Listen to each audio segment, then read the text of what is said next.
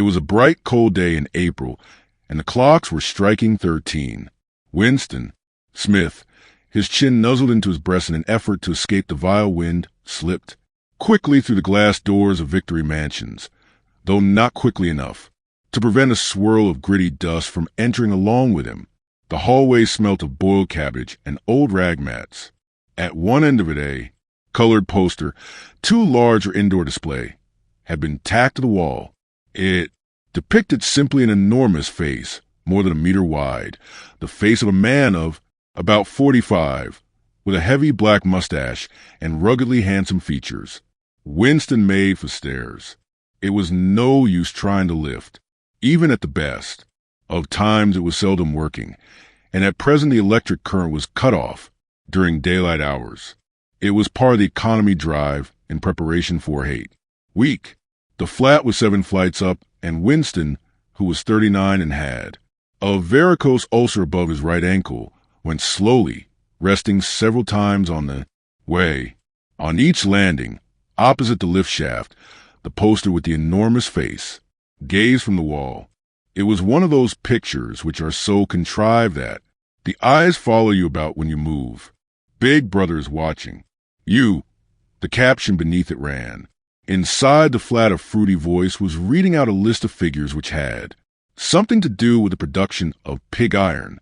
The voice came from an oblong metal plaque, like a dull mirror, which formed part of the surface of the right-hand wall. Winston turned the switch, and the voice sank somewhat, though the words were still distinguishable. The instrument, the telescreen, it was called, could be dimmed, but there was no way of shutting it off completely.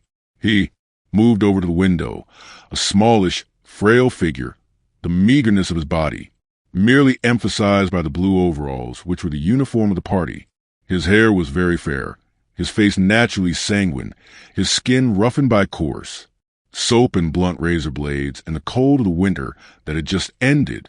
Outside, even through the shut window pane, the world looked cold.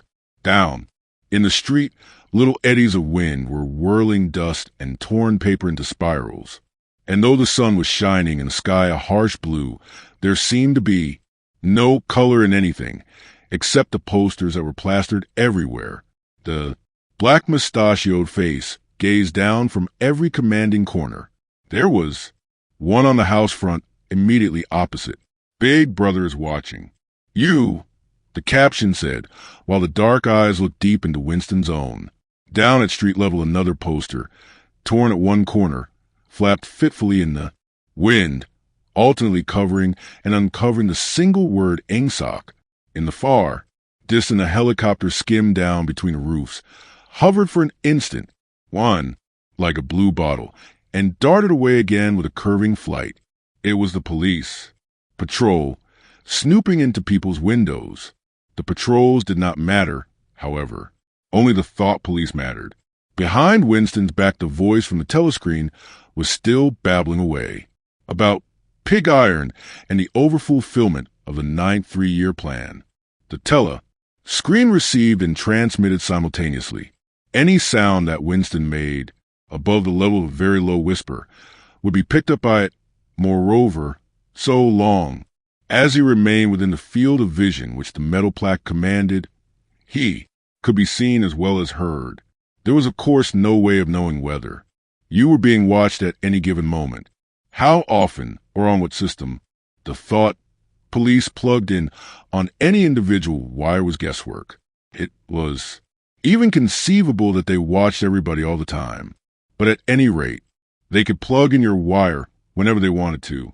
You had to live from habit that became instinct, in the assumption that every sound you made was overheard and, except in darkness, every movement scrutinized. Winston kept his back turned to the telescreen. It was safer, though, as he well knew, even a back can be revealing.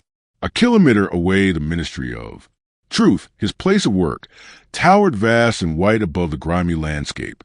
This, he thought with a sort of vague distaste, this was London, chief city of Airstrip 1, itself the third most populous of the provinces of Oceania. He tried to squeeze out some childhood memory that should tell him whether London had always been quite like this.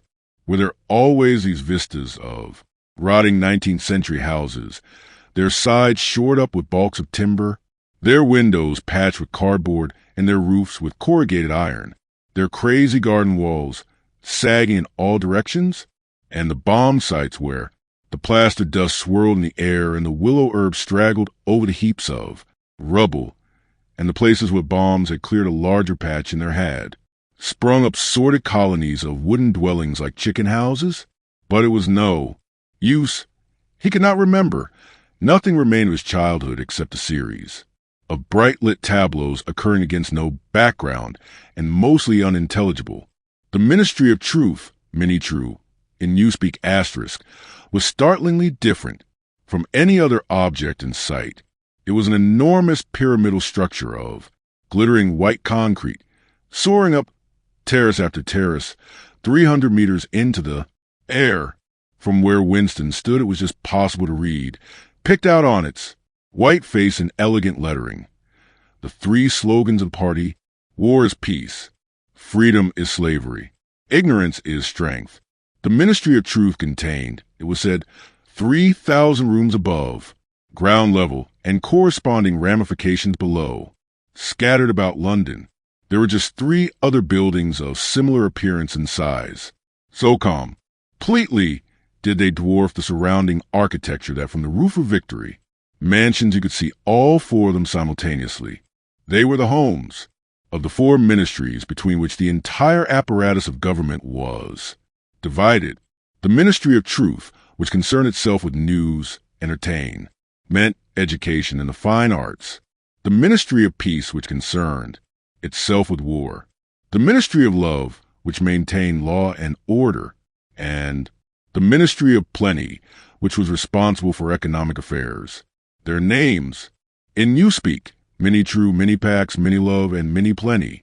The Ministry of Love was the really frightening one. There were no windows in it at all. Winston had never been inside the Ministry of Love, nor within half a kilometer of it.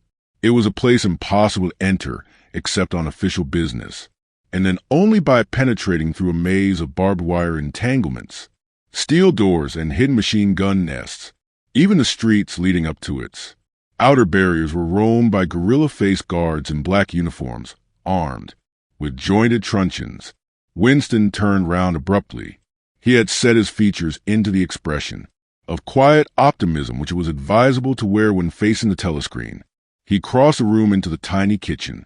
By leaving the ministry at this time of day, he had sacrificed his lunch in the canteen, and he was aware that there was no food in the kitchen except a hunk of dark-colored bread which had got to be saved for tomorrow's breakfast. He took down from the shelf a bottle of colorless liquid with a plain white label marked Victory Gin. It gave off a sickly, oily smell as of Chinese rice spirit. Winston poured out nearly a teacupful, nerved himself for a shock, and gulped it down like a dose of Medicni.